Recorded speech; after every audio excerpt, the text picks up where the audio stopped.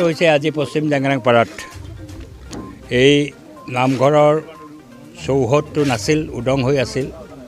তাৰ ফলত যথেষ্ট পৰিমাণে অসুবিধা হৈছিল। মই নিৰ্বাচিত হোৱাৰ পিছত জেংৰাংপাৰাত আহোঁতে জেংৰাংপাৰাৰ ৰাইজে বিশেষজ্ঞ ৰবিকাই মোক বাৰে বাৰে উল্লেখ কৰিছিল নামঘৰৰ যে পকী ৱাল যদি কৰি দিব পৰা বৰ ভাল হয় মন। আৰু হিচাপে মই তেতিয়াই প্ৰতিশ্ৰুতি দি গৈছিলোঁ যে মই এই নামঘৰৰ পকী ৱাল বান্ধি দিম।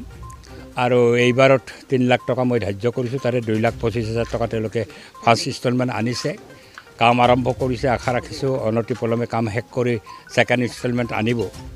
আৰু মই ৰাইজক আজি প্ৰতিশ্ৰুতিও দিছোঁ, যিমানখিনি এই 3 লাখ টকাৰে সমস্ত পকী ৱাল দি পেলাই ঘেৰাও কৰাটো সম্ভৱ নহ'ব, কিছু আৰু পুঁজিৰ প্ৰয়োজন হ'ব। মই অহা আৰ্থিক বৰ্ষতে সেইখিনি টকা ধাৰ্য কৰি দি পেলাই গোটেই পকী ৱালখিনি সম্পূৰ্ণ কৰি দিয়াৰ প্ৰতিশ্ৰুতি আজি ৰাজহুৱাভাৱে প্ৰদান কৰিছোঁ। আৰু মই সেই কামটো সম্পূৰ্ণ কৰিম অহা আৰ্থিক বৰ্ষত। गोजोनथाव खौरां आसामाव थानाय बयनिख्रुइबो साबसिन सोलोंथाइ होग्रा मिरुफोरनि गेजेराव टेक बुस्टाराबो गंसे। क'क्राझार जिल्लानि सिङाव थानाय CST फिसारि मावख'नि साखाथियाव थानाय खारगावआव बे टेक बुस्टारा दङ। बेयाव बयनिख्रुइबो मोजांसिन सोलोंथाइ आरो नेम सोलिनाय गोग्गो थाखो खथानि सुबिदा दङ। सारा भारतनि गेजेराव सायख'जानाय बायदि सोलोंथाइजों सोमोन्दो थानाय फोरोंगिरिफोर दङ। टेक बुस्टाराव प्रफेशनेल जार्नालिस्ट आरो टेकनिकेल कर्सफोरखौ होनाय जायो। 24 घन्टा रैखाथिनि थाखाय मोजां सुबिदा आरो टेक बुस्टारा नोंथांमोनखौ सौहैहोगोन नोंथांनि थांखिसिम।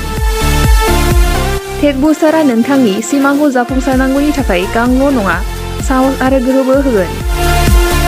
सोलोंथाइ लाखांनायनि उनाव 100% प्लेसमेन्टनि खाबु दङ।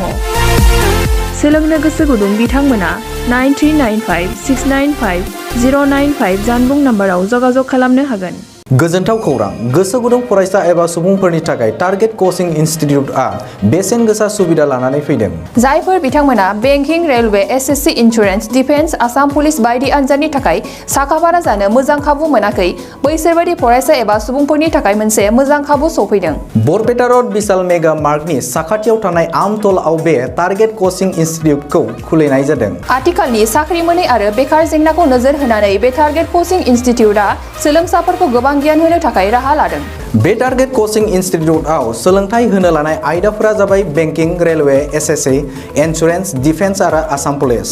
जायफोर सोलोंनो गोसो गुदुं बिथांमोना टारगेट कोचिं इनस्टिट्यूटआव मुं थिसननो एबा गोबां मिथिनो थाखाय 8134097059 एबा 8638961177 जानबुं नाम्बाराव जगाजग खालामनो हागोन।